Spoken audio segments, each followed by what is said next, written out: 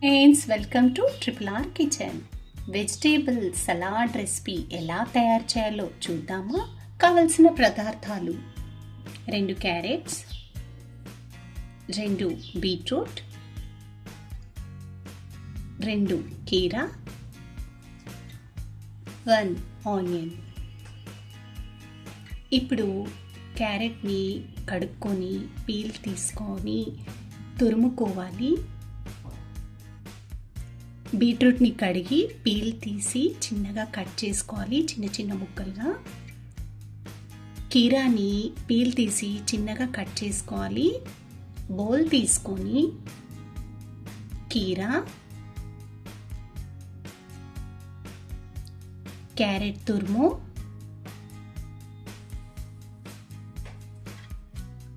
Beetroot cut చేసుకున్న చిన్న చిన్న ముక్కలు కలుపుకోవాలి. చిన్నగా కట్ చేసుకున్న ఆనియన్.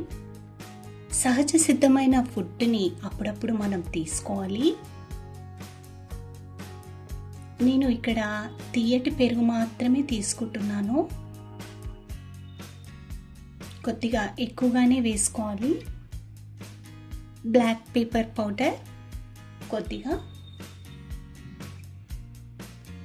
తగినంత సాల్ట్,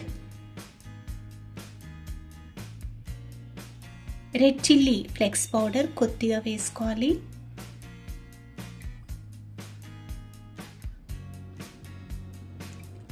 హనీని వేసుకుంటున్నాను, మరింత టేస్ట్గా ఉంటుంది.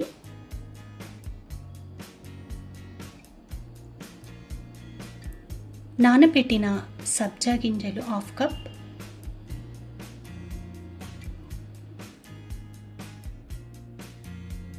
కలుపుకోవాలి ఈవెన్గా.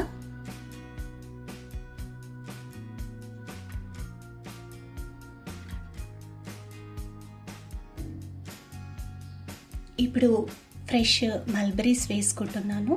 ఎంత బాగుంటుంది తెలుసా హెల్త్కి, మన గట్స్కి.